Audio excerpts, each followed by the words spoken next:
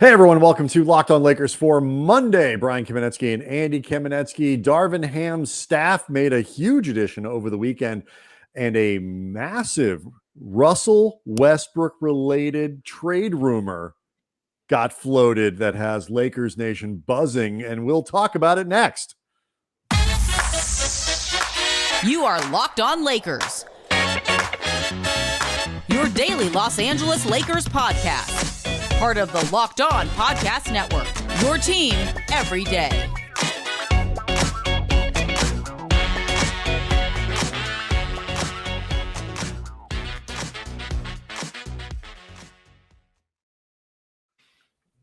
Thanks to everybody for making Locked On Lakers your first listen of every day, Monday through Friday, no matter how you get your podcasts, where you get your podcasts, always up, never behind a paywall. Always fresh Lakers content out there for you. Locked On Lakers on YouTube is where you go to get the podcast, usually a few hours ahead of the audio-only product. So if you just can't wait, that's the best way to get it.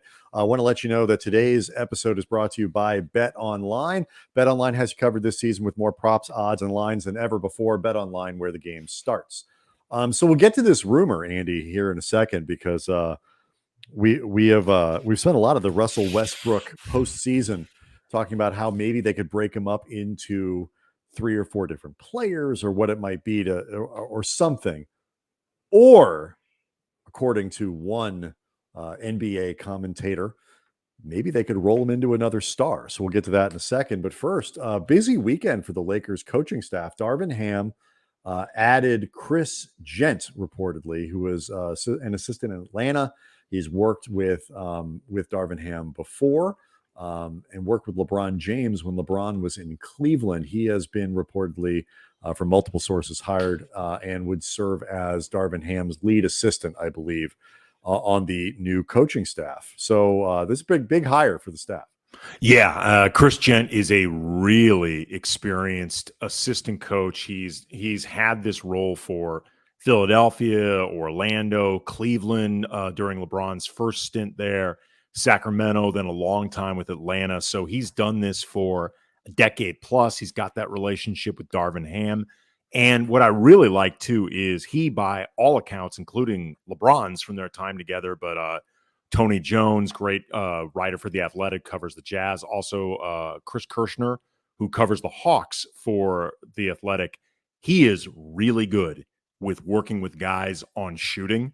And this is something that the Lakers have been having issues with for the last several years.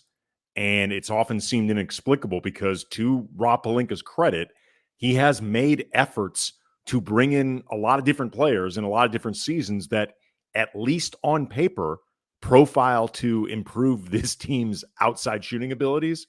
And it just hasn't translated. So hopefully somebody like Chris Jent can make a real difference in an area where they have been lacking.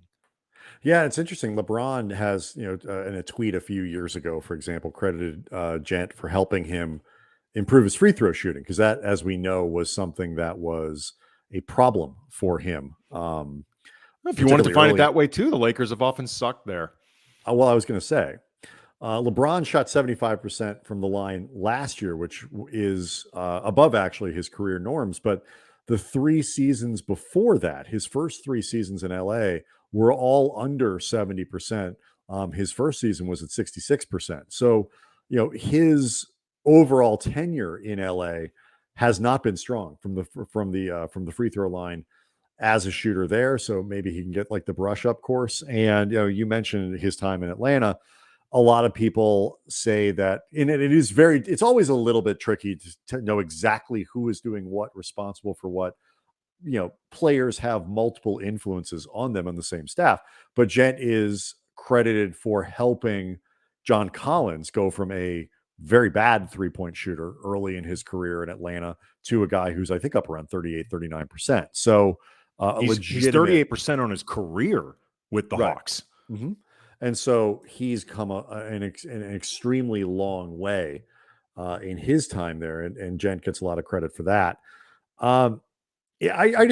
He's very well respected around the league. I can't tell you. I'd be lying if I said I had great insight into him or all that, but he is a name that that you hear people talk about. He's a name that players have talked about, and that's kind of the best, I guess, sort of point of reference that you can make is what other people think about him, what other coaches think about him. And Gent is extremely well respected around the league. Yeah, he's the type of guy that, someone like Kevin Arnovitz, who we had on from ESPN maybe a month or so ago, Kevin is as good a resource on like assistants around the league and guys that are on the rise and guys who have respect around the league. I don't remember if Chris Jent was specifically in his last piece, but I would be shocked if he's not the type of person that Kevin has spotlighted over the last 3 or 4 years doing that type of piece. I mean, right. And that doesn't necessarily mean he's a guy who is... Especially Kevin is somebody who knows the Hawks in particular. Right. Well. And that doesn't necessarily mean he's thought of as like a rising head coach, because certain guys don't have that ambition. Certain guys are very comfortable being assistants and all that. But in terms of just that level of respect, I completely agree with you. I also think it's interesting that Gent has a career that is similar in a lot of ways to Ham. He's been in the G League. He's been, on a bunch of different staffs and worked with a lot of different coaches, played a lot of different roles and worn a lot of different hats. He is a guy who played briefly, Gent did, in the NBA, and then bounced around Europe. And so he had to grind out a professional career, not as successfully as Ham did, but he had to grind out a professional career in a way that I am 100% sure, even without asking him, that Darvin Ham respects. So it's not surprising to me, at least, Andy, that Ham would, according to Broderick Turner of the LA Times, like recruited Gent very hard in Atlanta from the moment he got the job to come with him to LA. And then in the meantime, before we get to who we think, if you read between the lines in a recent interview with Rich Eisen and Darvin Ham, we think will be joining Ham's staff. We should note that Quinton Crawford is leaving the Lakers staff to join Jason Kidd in Dallas. And Crawford was somebody who initially seemed like he was going to end up staying with Darvin Ham and the Lakers after he wasn't let go. He and right. Phil Handy were the two guys that right. Ham, I think, was trying to keep. But Crawford, it appears, didn't work. Yeah, and look, Crawford has had a good reputation, and it speaks well to what people think about him, that Jason Kidd clearly wanted to take him from the Lakers, and also that he was somebody that Darvin Ham identified as, along with Phil Handy, you make the cut. Both of us agree that if there was one guy that was going to be retained from Frank Vogel's staff that mattered the most, it was Handy. So I'm glad that it seems like he's here to stay. Yeah, for sure. I think Phil's reputation, both as a guy with LeBron, as a communicator, as a player development guy, and all that stuff, is so strong that everywhere he goes, everywhere he's been, people are always trying to steal him. So the only other thing I'm curious about with this, and we'll get to the other name here in a second, I would love to know the finances. And I will say, some people might say, oh, Crawford left, that reflects badly on the Lakers. I don't think so. I think this is normal, this kind of reshuffling around the league. Guys move because maybe they get a little bit more responsibility, move over one seat on the bench further than a coach can give a player or give a guy on his own staff. So like slightly better, whatever it might be. I don't think it necessarily reflects anything on Darvin or the Lakers, but I would love to know. Kenny Atkinson, for example, apparently decided to not take the Hornets job. Something he learned information he didn't like in the 8 days between when it was reported he'd get the job and when he decided to stay with Golden State. But I also suspect some of that is, ownership with the Warriors backed up the Brinks truck and said, you're really important to us. We want you to stay here. Wait, go take a better opportunity than Charlotte. Another one will pop up. And so I'd love to know what the finances behind Gent and the rest of the coaching staff are. I am pretty sure, Andy, I think you'd agree, that's going to come out over the course of the next few months, how much the Lakers spent to fill out Ham's staff. Yeah, it'll be interesting because the Lakers do not have a reputation as being willing to spend whatever it takes to buff out first of all, they have not always had a reputation to spend what it takes just to hire the best head coach available, much less buff out the staff. Let alone the assistants, right? But like, for example, Scott Brooks, the Lakers had been interested in bringing him in as an assistant to Frank Vogel. His services were outbid for by Portland. Mm-hmm. So exactly, you never know. So we will get to this name that Kevin O'Connor of The Ringer floated, a very intriguing star level name that the Lakers are reportedly interested in as part of a potential Russell Westbrook and stuff deal. Fascinating, I think, on a lot of levels, and a fun one we'll break down before it's done. But before we do that, Andy, there is another name that is reportedly pretty close to being added to Ham's staff that I think will be very intriguing to Lakers fans. And so we'll do that next. Locked On Lakers brought to you by BetOnline. BetOnline, your number one source for all your betting, stats, and sports info for all the latest sports developments, league reviews, podcasts, news, including NHL playoffs, baseball, boxing, MMA, NFL futures, NBA futures, and more. Again, betonline.net. You can bet right now. Basketball may be over the season, but you can already look ahead by laying down odds on who will be the NBA 2K23 cover athlete. Currently, as of this recording, your odds-on favorite is Ja Morant, but others in the mix, including Nikola Jokic, Joel Embiid, Jason Tatum, LaMelo Ball, Trae Young. I'm sure others may pop up as we get closer and closer to when the cover will be unveiled. BetOnline is your continued source for all your sporting wagering information, from live betting to playoffs to esports and more. So head to the website today, use your mobile device, learn more about the trends in action. BetOnline, where the games start. So we'll get to this star name here in a second that the Lakers reportedly have some interest in. He's a name that is certainly will be very, very talked about as we head into the draft later in the week. But before that, one more name that is has been rumored for the Lakers to join Ham's staff on the Rich Eisen show at the end of last week. Darvin Ham was on with Eisen and didn't say no, but certainly seemed to imply pretty strongly that it was could happen. Is Rasheed Wallace joining the staff? First of all, I love the idea of having Rasheed Wallace. I mean, any kind of access to Sheed in town locally, but he's a fascinating name for what people I think would like, the purpose of bringing him in and why you would want to add him to a staff on a team that has Anthony Davis. Yeah, and it seemed like Darvin Ham was confirming this. When asked about it, he said that he can neither confirm nor deny, but was laughing, seemingly smiling. You could almost feel the smile over the phone. But to me, it felt like more of a confirmation, because when Ham was asked about this rumor, because it's been around for a few weeks now, during his introductory press conference, he was much more intentionally evasive about it, because it specifically came up, is Rasheed Wallace joining your staff? Mm-hmm. And he said that this was really something he couldn't talk about. And I think to shift to, I can neither confirm nor deny it, feels more like I see what, I mean, I see what you're getting at. I'm not totally sure I'd go quite that, far in terms of how I read the tea leaves, but he certainly didn't shoot it down. I mean, no, he also seemed to me less interested in shooting it down or sort of sounding exactly. So right. Like when you think about Sheed as a name, like the natural instinct there and the natural link there is to look at him and say, what would it mean to have Sheed on a staff with Davis? And you want to talk about a skilled player, a guy who was a little bit ahead of his time in terms of like a big who did a lot of stuff.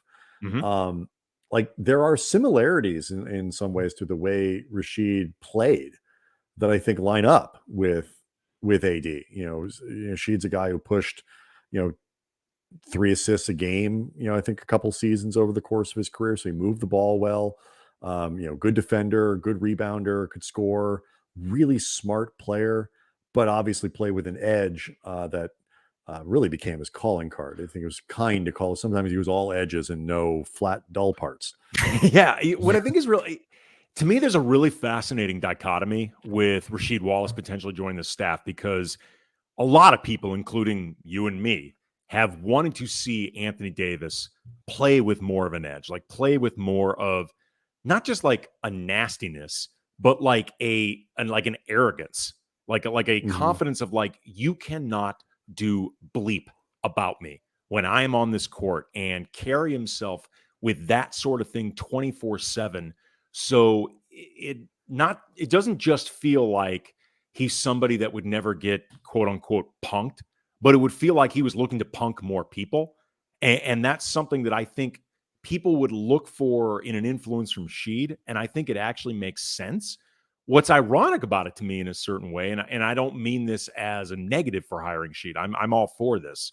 But what I think is interesting about it is that Sheed was actually a guy that during his playing career, people used to think he could be more of a takeover guy in Mhm. terms of counting stats numbers and like being the proverbial number one of a team, like the first option of a team, if he had wanted to be that guy. And that was never really the way that he played. Like I think a lot of people would be surprised because he was a 4-time All-Star and he was part of that Pistons team that won the championship in 2004 against the Lakers, went back to the finals in 2005. Sheed never averaged 20 points on a season in his career. He had 19 a couple times, but never hit that, magical 20-point mark that people pay attention to and take seriously. And it speaks to how he never was interested in scoring in a number one alpha dog way, that I imagine a lot of people sort of remember him doing more than he actually did. So I just think that's Yeah, interesting. it's maybe it's different for other people. Me, I didn't remember him as a high end scorer. He actually had more seasons scoring more than I actually would have thought. Like I thought he was much more closer to a 14, 15, 16, consistently 17, 18, 19. Well, on his Um, career, he averaged 14 points. right, but he had more seasons is my point, where he was up closer to, he had 19, 19, 18, 17. He had, the one game he played in Atlanta, he scored 20. Not counting Um, it wasn't a season. It was just a game. that. Right. Um, Wasn't even a week. Like, it's no, it was a game. It was literally Yeah. one game. Yeah. It was one game in Took Atlanta before one he went game, to 42 Detroit. minutes, took 24 shots, scored 20 points. And that was the Horribly end of it. inefficient 20 points, to be I know. honest. That's probably why they got rid of him. So I just, nobody needs to teach Anthony Davis how to score. So like to your broader point, the team last year, I think, lacked that edge and that sort of, I don't mean dirtiness in a sense of like cheating, but like just that kind of dirty edge, like something that was, something closer, to be honest, than what they had in the championship season. And if a Something closer to coach, Golden State this year when they won the title. well, something like with Draymond. I mean, that's what Draymond Green in part brings to the Warriors, who all otherwise would have a reputation of being, finesse and soft, and look at little cute little Steph running around, and Klay Thompson shoots 3-pointers, and it's a stupid way of looking at that team, who are really good defensively, but They've always been. and always been. But that's the narrative. If Brian, you can do find you a think- coach that can help you bring that, I'm all for it. And then it should also be noted, Rasheed Wallace, for say what you want about the attitude issues or team, sort of authority questions, how he dealt with that. As a basketball mind, as a guy who understood the game while he played it, never heard anybody say anything other than that dude is top of the charts. Yeah. He may have been temperamental, but he was really cerebral. Now, Brian, Mhm. do you think with this potential staff, Darvin Ham is set up to potentially become so successful with the Lakers that he could become the 6th coach on Magic's coaching Mount Rushmore? Because you may have seen a few days ago, Magic Johnson, after the Warriors won the championship, tweeted out, Golden State Warriors head coach Steve Kerr is on my Mount Rushmore of NBA coaches with Pat Riley, Phil Jackson, Red Auerbach, and Greg Popovich. Huge props to Steve Kerr, and totally deserved. He is one of the all-time greats. Absolutely. Problem is, Mount Rushmore has 4 heads. Well, it has 4 presidents. Yeah, and Magic just added a 5th head. Never change, Magic. yeah. I Never mean, change. and to be Particularly fair on to Twitter, Magic, never to change. be fair to Magic, Mount Rushmore in a lot of ways is sort of a concept as much as it is a monument. But it's always a concept with 4. That's the way people always talk about it. When we do this, and I always hate having to do it, but when we do the stupid Mount Rushmore segments, when we do radio work with 710, or whatever it is, ESPN in LA, then yes, you are always limited to Yes, 4. I mean that's the conceit. That's what it is, right? Because there are 4. Yeah. But I respect Magic's willingness to kind of change this flexibly into a concept of where Mount Rushmore means more of a feeling. Maybe the truth is Magic sort of stumbled in the idea of Mount Rushmore. The conception of it is about 100 years old. Maybe over time, we just need a 5th guy. Like for all of these things, it's like in the same way that, instead of redoing the top 50 NBA players of all time, they expanded it to 75. Maybe the natural answer is a 5th president on Mount Rushmore. The rosters are bigger now than they used to be. Exactly. All right. So who is this next star that the Lakers are reportedly interested in? Would he be interested in coming to Los Angeles? That's next. Okay. So Bradley Beal, Andy, has been in the news because he has said he has made a decision about his future in Washington, about potentially signing an extension there, what he wants to do, whether he wants to leave or stay. But he's not going to say anything about it because he is still technically under his current contract. Kevin O'Connor, the great basketball writer at The Ringer, said on his podcast, The Void, the following. He said, one name that I've heard of recently, this is discussing potential names that the Lakers would be interested in were they to be able to move Russell Westbrook. One name that I've heard recently is Bradley Beal as another guy that they want. I'm not sure if the interest is mutual. But he goes on, I don't know. I think you can also rule out Boston. He talks about Miami. But the Lakers are trying to angle for some moves, like using that Russ expiring and the 27 and the 29 first and whatever else that Washington would want to throw in. We did the whole hypothetical Russ for Rudy Gobert, and that was pretty polarizing. What is your thought on Russ for Bradley Beal and the very long-term money that the Lakers would certainly have to enter into to make something like this happen? It's a really fascinating and weird hypothetical, I think, in terms of what you would do with Russ and potential trades.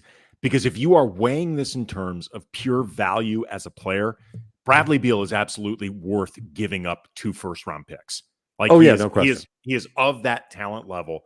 He is also, in, I'd say, all likelihood, the best you would ever do for any Russell Westbrook trade in terms of a pure talent influx. Like you're not going to do better than Bradley Beal.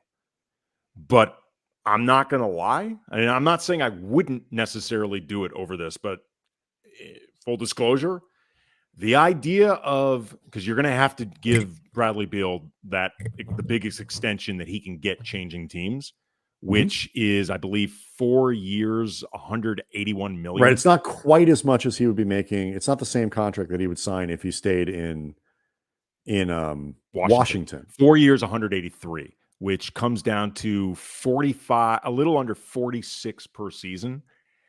I'm not going to lie. The idea of giving that to Bradley Beal, who is a really good player, but has demonstrated he is not good enough to be the centerpiece of a team that can go on a deep playoff run, much less win a championship. I mean, he's not at that level, but he would be paid like a max guy, combined with the injury history, which has become much more accelerated. 57 games and 57, 60, 40. Now, some of that is related to Washington's situation, but not all. Maybe, but some of it was related to he had wrist surgery. Like, I mean, he didn't fake that, right? And there may have been some COVID, protocol stuff in there. I have no idea. It's so hard to keep track of this stuff over the last few seasons. But there have been injuries, and he had a few seasons where he was playing 82 or close. But then before those, he had some injuries as well. But especially of late, it's been more of a thing, which makes the question murkier. That being said, though, 29 at the start of next season, right? Which also makes me concerned that he's having these type of injuries in his prime, kind of like Anthony Davis. Same questions, but offensively, LeBron, AD, and Bradley Beal, that works. That really works offensively. And I set aside the questions about the mechanics and the hard capping and all this. I don't want to get into the weeds on that, because how the Lakers would fill out a roster with 3 guys who make the money, just tweet Eric Pincus about those questions. Right. It's right. If you have questions, send them to Eric. And then he ask lives him if for this stuff. capped. He loves it. Right. Loves it. And the answer actually in this case is they would be hard capped. So that much I know. But to me, this gets back to the core of this argument that we've been having, this debate that we've been having on roster construction and how you put these things together. The fit with your superstars has to be really good. And there's no question, Beal, LeBron, AD, that makes sense. That is actually a fit that makes sense. I totally understand that. Defensively, like you said, it would be an issue, but it's the commitment. It's the rest of the team. How do you build a team around that, particularly in a situation where you might have even less cap flexibility? Or if you had to give up like THT in the process as well, and you lose some depth there. Whatever it might be. How do you build out? Because even if they keep THT, even if they keep Kendrick Nunn, they're still going to have to sign 7 or 8 guys to fill out the roster. So how do you build a coherent team around those 3 guys that's good enough to compete with the depth of Golden State, good enough to compete with the depth of Phoenix, of Denver, of Utah, of Dallas, of like the Clippers. The list is long. And I'd almost need more time to think about this one, because on the one hand, Bradley Beal is excellent. He's one of these guys that I think is a little bit like Gobert, a little bit like some other players from Ben Simmons around the league, who is, because he's been on trash Washington teams for so long, has kind of gotten this reputation as a player who's just not that good, or whatever it is. He's excellent. And on the Lakers, he would be expected to fill a slot where he would be the 3rd best player on a championship caliber team. Just paid like your best player. But almost every 3rd best player Absolutely. in today's salary structure gets that max contract or whatever. I'm just saying it's something that it's unavoidable, but that's unavoidable. Lakers that's unavoidable. Have to wrap their heads around. That's all I'm saying. The question is Brad Beal worth more than, say, 3 or 4 different players next year? Like, however you try to cobble together a roster in the years going forward, because it would cost you those picks, and now you have even more limitations on. And I think the page has turned a little bit on that concept, on the devaluing of the 4 through 12 part of your roster, to the point where I wonder if, I'm sure the Lakers would do it, and you could always trade Beal, and like it's not that. But where I think I'll end on this, where I think the Lakers absolutely, positively, 100%, 1,000%, 1 million times in 1 million would have made that trade a year ago or 2 years ago, conceptually. You know what I mean? I wonder if they'd think about it a little bit more now, because of what the year taught them in terms of roster building. Yeah. I wonder if they would hesitate.